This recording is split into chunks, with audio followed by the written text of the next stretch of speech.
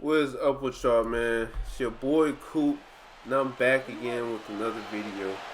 Here we're gonna be talking about, in my opinion, probably the best card of the year. Um, Unless UFC 268, the one's about to happen this week, is even better. But UFC 267, man, was ridiculous. Today we're just gonna be talking about the main card.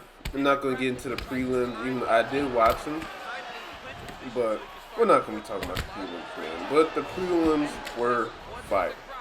So, first fight, Ankalaev versus Ozdemir. I believe that's how you say his name. Um, Volkan Ozdemir is actually in this game. If you don't know, he's in light heavyweight. Has a lot of power, but he's pretty bad. The man is pretty goddamn slow. I tried to use him the other day because I'm like, oh shit, because I was looking for Ankalaev and who else was I looking for? I'm not sure who else I was looking for, but I was looking for Ankalaev and then I saw Ozdemir. I'm like, oh shit, this guy just fought. So I used him. Not the best, but anyways, man, Ankalaev and Ozdemir, they went to a decision. Just another dominant grappler. He put, Ankalaev put in a good performance. Not gonna lie, wasn't paying attention to this fight as much. You know what I mean? I was getting ready for the next fight, Lee versus Hamzat Jamayev. Don't grill me if I'm not saying his name right. I'm not forgetting. But yeah, I was kind of just like getting my shit together, my drink, and setting up shit outside to watch the next fight. You know what I mean? No disrespect to these two, but I just wasn't as emotionally invested as in the next one. So the next one that we're here to talk about is Jingliang. Pretty sure that's how you say his name. The guy that we are using in this video right now went up against Hamzat Jamayev, and we all know how that one went. Just a complete domination, man. I mean, he got him out of there in like 2 minutes. Just took him down. He was talking to Dana White while he was fucking doing it. That's the craziest part. This man was out here playing with his food, and it's not like Lee is a bad fighter. He's a very good fighter. Before, when he was walking out, people were saying that he's the greatest UFC men's Asian fighter. Obviously, the best Asian fighter being Wei Lee.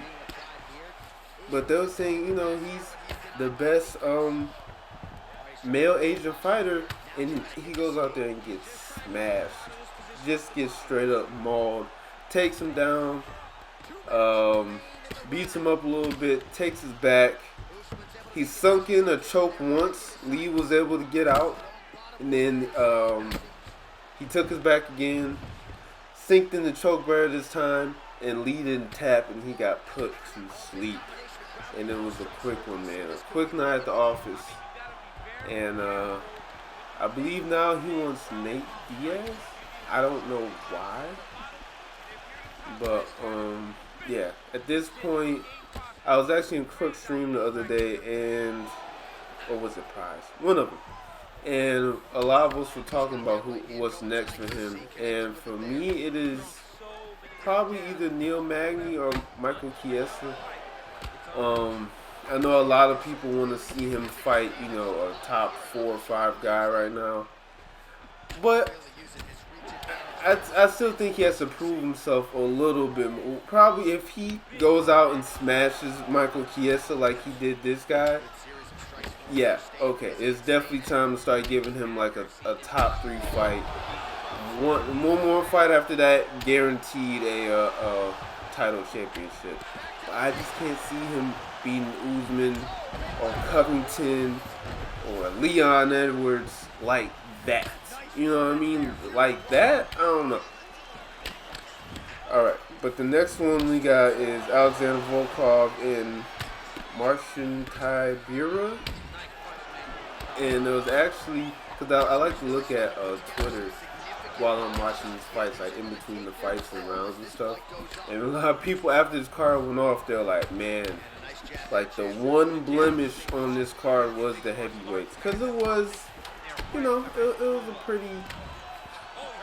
It wasn't boring, but when you compare it to the rest of the card, it's like, okay, this fight was pretty boring.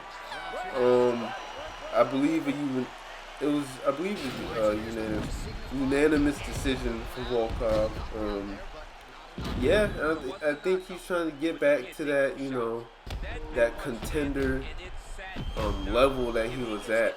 But man, he has some heavy hitters and some,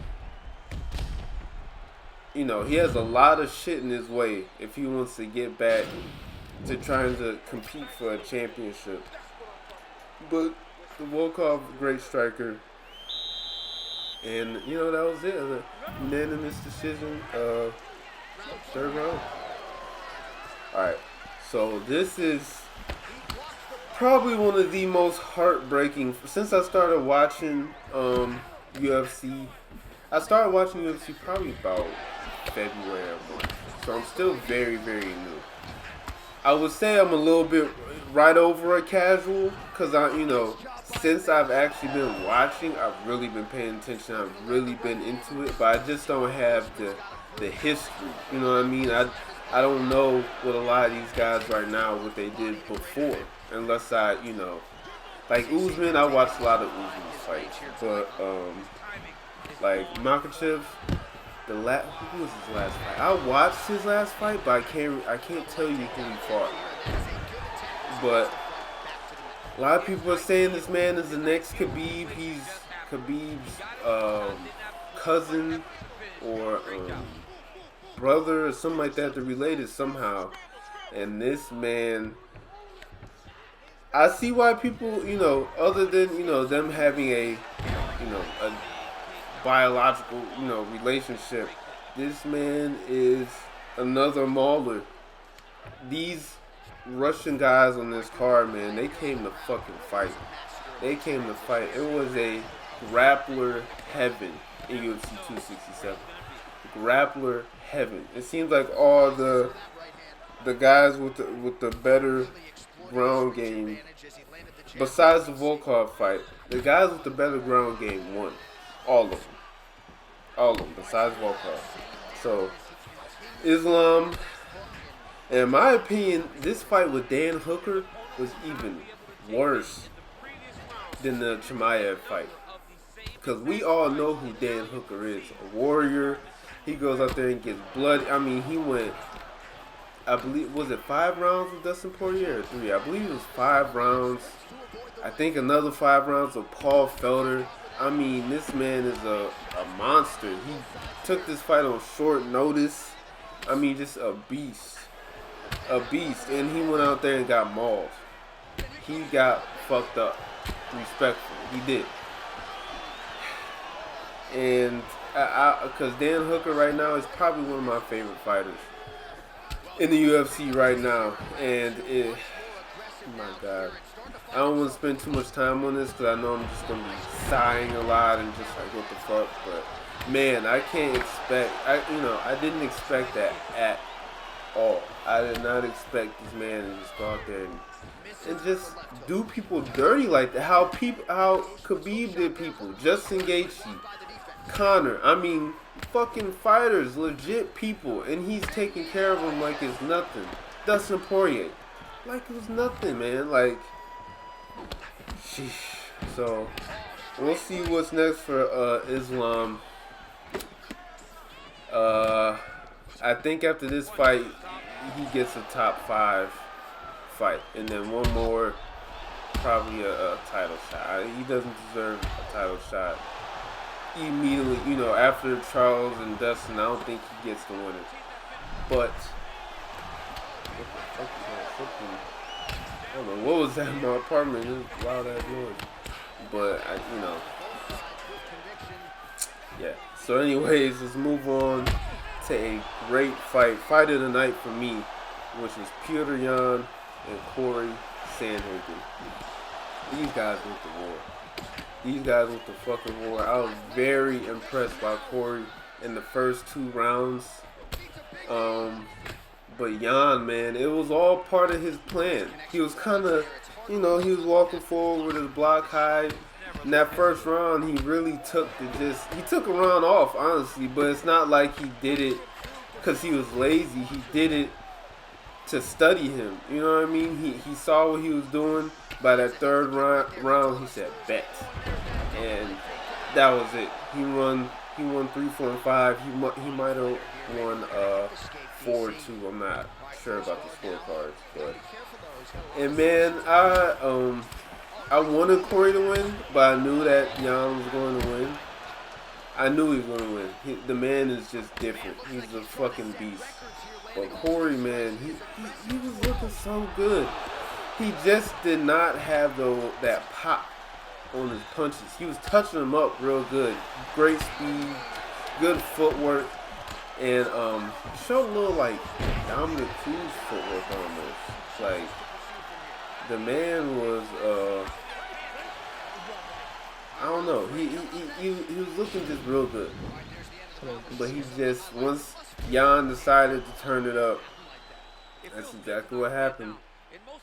And the fight was in Jan's hands, and yeah, that man is a tough man to beat. I don't know if he's going to get beat for a while in bantamweight, a long time. I don't know who's going to do it, because I don't think Aljamain is going to do it. And by the way, the UFC counted this as his second title defense. So they're not even really counting Aljamain as the champ anyways. Because they said this was his second title defense. Even though he lost the belt the last time he fought. But another story.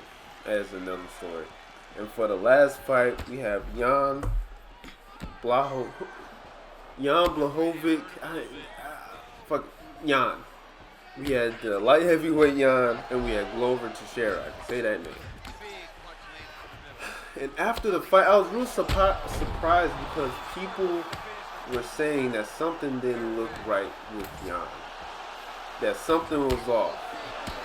And to me, I don't think people meant it that way, but I think that's just a little disrespectful to Glover. Like what he was doing on the ground when he was like pushing his head, like trying to push it into Jan's own stomach. I think, that would bother anybody. You know what I mean? People trying to say maybe he had like jaw problems. The only thing I say that is pretty weird is how fast he tapped. Jan ain't no bitch. You know what I mean? He's a warrior too, just like everybody else on this card. Man comes to fight. Oh, excuse me. So to see him tap that quick, I was very surprised. Like, you know what I mean? It was sunk in. It was definitely in. It was definitely tight. But we just saw Alexander. What's the fucking guy name? Guy in featherweight, Volkanovski. We just saw him escape a mounted guillotine and a triangle choke by Brian T. City Ortega. Probably his 2 best moves in his arsenal. Definitely that triangle choke. And that full mounted guillotine was in. But he stayed patient, buck, kick, did what he had to do, but didn't really, panic too much. Obviously, you gotta panic a little bit because the shit's tight. You're getting fucking choked out in the process, you know what I mean? But, so to see him not even try, you know what I mean? He didn't try to roll to his back. He didn't try to move the hand or anything. He just, once it was sunk in, that was it. 1 second to choke, that was it. Glover Teixeira becomes I believe the oldest person to take the belt. Or it's probably Randy Couture. But yeah, Glover is your new light heavyweight champ. So happy for that guy. I mean, age is like fine wine, man. The guy's a beast. Love him for that. But anyways, man, that's it. That's the whole fight card. I'm getting out of here. It's your boy Coop. Peace. That's a good video.